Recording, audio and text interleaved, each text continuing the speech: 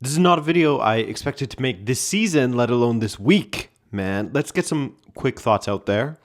Little yap session. So, Mourinho returning to the club that gave him his short little start to his career before he'd go on to make history, win tons of titles, etc., right?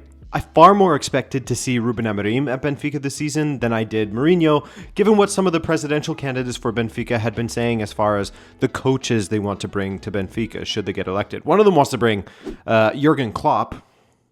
We were hearing about João Noronha Lopes, one of the candidates, allegedly being at the Etihad this past weekend to speak with Amorim, etc. So, JNL, he's not the president. Not yet, at least. The president is still Manuel Rui Costa, and after sacking Bruno Lage, he's bringing Mourinho back. And man, there are some really eerie parallels or coincidences from when he was last the coach of Benfica 25 years ago. First though, why was Bruno Lage sacked? Well, if you have been watching my videos on Benfica or the Champions League preview recently, then you'll know that he's very Bruno Lage hasn't really been good for a while, causing frustrations with how he constantly plays certain guys out of position, how petty and petulant he could be with the fans at times, beefing with the players like Kokchu, that kind of thing. It basically felt like Benfica was only winning matches, or drawing them, to be honest, domestically, due to the fact that we have a much stronger squad than all clubs not named Porto or Sporting, because we spent a ton this past summer, 105.5 million euros. That's huge money in Portugal. Now, of course, last season, he failed to win the league title. He did win the League Cup, but he fumbled the Taça de Portugal final, or Renato did for him. However you want to look at it, it wasn't great. Cut to this season, and you barely are beating a team like Alversa, and then tying Santa Clara 1-1 at home when you're up a man for like 60 minutes. You can't be doing that. And you certainly can't be losing to Qarabag at home in the Champions League either. Total embarrassment. To be fair to Lage, and this is what I always say about the guy, he absolutely loves Benfica. He's limited as a coach.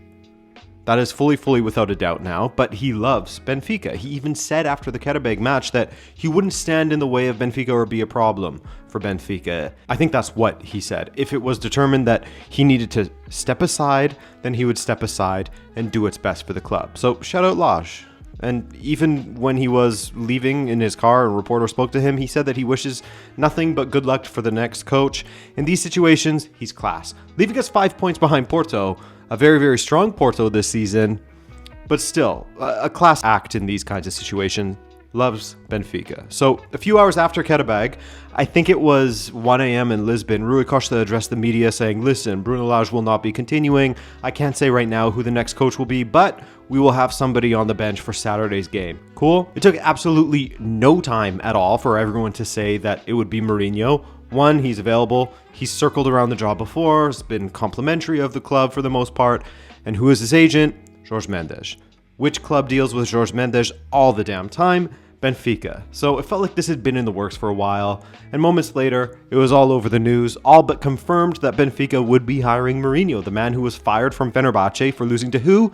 Benfica. So we eliminate him. Their president speaks of how Mourinho's football wasn't up to the standard they expected, and then Benfica hires him.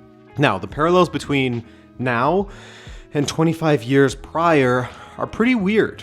You know, as I kind of mentioned, there are presidential elections coming at Benfica, and those are going down next month, so in October. 25 years ago, almost to the day, Benfica had elections coming up as well. And Mourinho was brought in after Jupp Heynckes basically walked out on the club. He couldn't stand the media in Portugal and essentially said, you know, like, I'm out of here, I'm done with this. Screw you guys. So Mourinho was signed, a guy whose only experience had been as an interpreter or assistant to guys like Louis van Gaal, Sir Bobby Robson. He didn't have any experience as a first-team manager, but he took the Benfica job. I mean, he's a Setúbal boy. Lisbon's just across the river. This was a huge job for a team that was in a really bad way at the time. Benfica was not in a good spot. Now, since there were elections in the next month, the dude who won the election, Vilarinho, said that he would bring Tony back to the club as coach. At the same time, Mourinho was starting to do really well with Benfica, gaining strength, beating Sporting 3-0, so he asked for a contract renewal. To which the new president and his boys said that the pressure from Mourinho was unacceptable. Mourinho terminated his contract, almost ended up at Sporting, but that fell through. Then he went to Leiria and then Porto, etc. So Mourinho comes to Benfica 25 years later now, present day now. And with his first match in charge being on September 20th, which was the exact day he was hired in 2000, and with elections next month. That's crazy. At the time of recording this, I don't know the details of his contract. A lot of speculation that is it's until the end of next season, so 26-27. But Mourinho has already spoken to journalists saying that he didn't have to think twice to coach Benfica. Things like, what coach says no to Benfica? Not me. So that's all good and great. These are things he would say at the start of a job anywhere, you know? I guess that's the cynical viewpoint.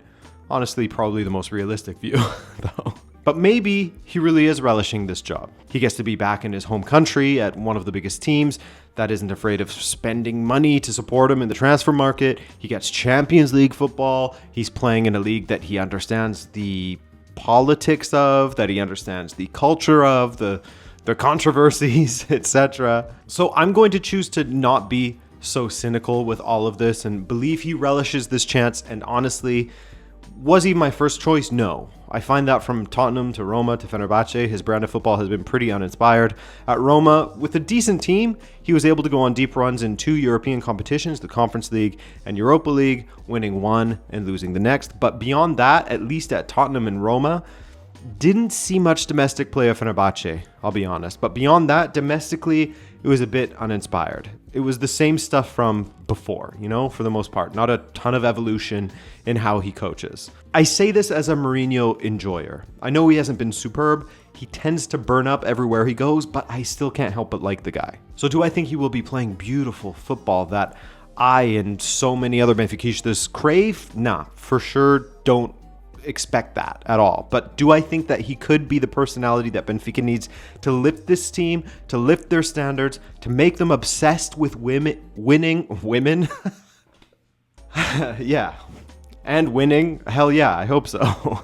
I hope that he makes them obsessed with winning and that they win some trophies. I think it's possible he can do that. I think that Mourinho isn't completely washed yet. I think that he still has something in him. And I think that he probably realizes that, like, you know, after this, where do I go? Maybe a team like Lazio or Olympiacos, George Mendes client, you know, clubs like that. But as far as opportunities at top clubs, I don't know that he will get that. And at Benfica, he's at a historic club where he can still win silverware and play European football. It's a good spot for him to be in at this stage of his career before he retires or takes the reins from Roberto Martinez, as has been rumored for so long. And also, it's not like his predecessor, Bruno Lage, was playing some glittering, beautiful football that was easy on the eye, but just wasn't getting results. So no, that's not the case. So in one sense, it's hard to see it being much worse than what Bruno Lage was playing. He doesn't have to do a ton to blow us away, right? So I could be negative and go, you know, oh my God, Mourinho ball is prehistoric ball. I never want to see him at Benfica. This will be a disaster, etc. But I'm choosing to be optimistic. For all of the reasons I mentioned, it could be a success, spending power, great facilities, a strong academy, and being back in his home with something to prove, not just to the league, but to Benfica, to Europe. He will get a nice start in the league against a team in AVS that has 1 point from 4 matches, second from bottom, then Rio Ave, who have 3 points from 3 draws and a loss. So yeah, comfortable start, but it gets more difficult from there. As you can see, he has a tour of his former teams with Chelsea and Porto. Whew, those will be interesting. So it'll be a wild ride. I mean, there will be a lot more interest in Benfica from abroad because Mourinho just demands attention. And I'll have a lot more interest in our press conferences now, as Mourinho versus the Portuguese media will be cinema. And hey, here's hoping that he makes us a much more, you know, defensively sound team that can play some nice football still. I'd love that, even if I don't really expect it. Just win, please. I expect him to win. He loves to bring up how he's a champion everywhere he goes, pretty much, that he brings trophies. So let's do that. Let's get some league titles again. There's been 1 in 4 attempts under Rui Costa with a ton of money spent on the squad, a lot of it nonsensical. So let's do that, Mourinho. If you can bring me league titles, I will be happy. That's all I care about at the moment. Make it as far as you can in the Champions League to help with finances, but let's start building something back in Portugal. Porto is going to be tough. We're already 5 points behind, but show us what you got, old man. Good morning. Okay, so that was Eternal Optimist Adrian. That was, you know, the sun, moon, and stars, and all the planets in the solar system will align, and everything will work out perfectly, and it will be this perfect fit for Mourinho. Do I actually think that's going to happen? No. He loves playing with old men. We don't have a bunch of old men in our team right now. We have Otamendi, defender. We don't have a bunch of old men in our team at this moment. Will that be a huge issue? I don't know. But I think that the most likely outcome here is that it's going to be very average. Very, very average from him. Maybe a slight improvement on Bruno Lage. Slight. Maybe just enough to maybe win cup finals type of thing. Then a new president is probably going to get elected. Someone who probably didn't want Mourinho in the first place. He's going to be sort of on thin ice on the back foot right away. And it'll just continue this drawn out cycle of Benfica getting back on their feet again. Instead of just waiting until the new president comes in and then choosing a coach. But I guess if you're Rui Costa, the time is of the essence and you want to get as many votes as possible. So you're choosing Mourinho in order to get some of the support of the people who maybe were on the fence about you. Oh my God, you got Mourinho. This is Jose Mourinho. Of course we're going to vote for you. This is fantastic. Look at this ambition you showed at the transfer market and bringing Mourinho, that kind of thing. So we'll see. We'll see if that's enough for Manuel Rui Costa to actually win the presidential election. If he doesn't, then it's going to make things awkward for Mourinho right away. He's going to be under the microscope right away. Or at least that's what these presidential candidates are saying, right? Who knows? Politicians, they're just like politicians. They say whatever they need to in order to get elected. Like, I'm going to bring in Jurgen Klopp, and everything that Manuel Rui Costa is doing is not good enough, and I wouldn't do that. They all say this stuff, and then once they're actually in office, we'll see how they actually work. But yeah. Okay, guys, just a quick one to share my thoughts. Thanks for watching, and I'll see you tomorrow for UCL This Week. Bye-bye.